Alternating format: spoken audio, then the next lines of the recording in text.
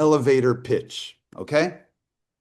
So I apply my four-step method, okay? Before an event, before CES, as a team or individually, crafting your four steps strategy. To whom would you want to introduce yourself? Why them? What might they want to learn about you and why? Potential consumers, investors, partners, media.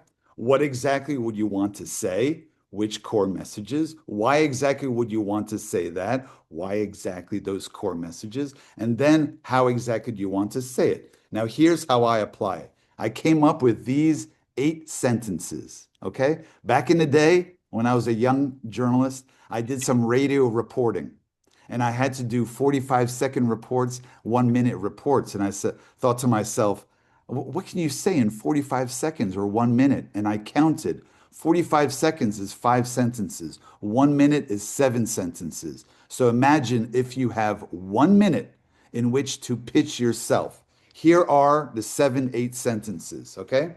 First, and this is just to get the ball rolling, okay? First sentence, briefly introduce who you are, what you do. Hi, my name is. I'm the XYZ. Second, briefly introduce your company, what you do.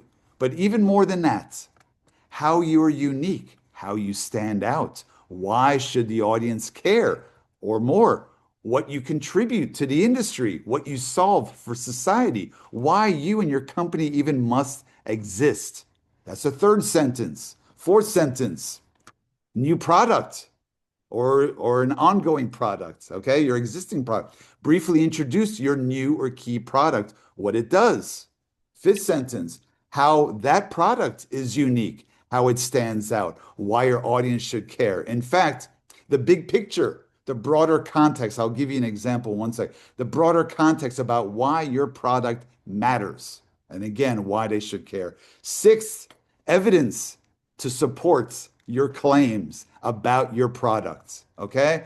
Like I said here, to prove your words. Seventh sentence, you can say, and here's what we're looking for here at CES, your objectives, okay? Why you seek that, okay? Oops, sorry, my logo dripped into it. And eighth sentence is optional. If your audience, and you should really pay attention to even how your pitch resonates. Does someone look bored? Are their eyes glazing over? Are they confused?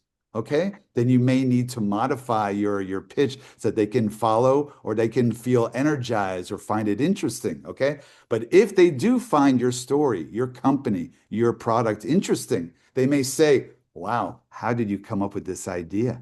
What's the story? What's the origin behind it? Then you can say, if they want more, you can share your inspirational origin story. So there we were 7 years ago, my partner and we saw challenge XYZ, and we realized we've got a solution. Here's how we can do it. That could be your origin story. And now it depends on your audience, how much they want to consume. Now you're off on an interesting conversation, ideally leading to that second conversation. Let me just give one example to illustrate this, okay? And again, I won't reveal the name of the Chinese laser tech company, but in introducing them, first of all, to journalists to attract journalistic attention, we explained what makes this company unique. They are the largest providers of projectors to Chinese cinemas on the one hand. They're also a leading provider of in-car cinema technology, projector technology, especially for EVs,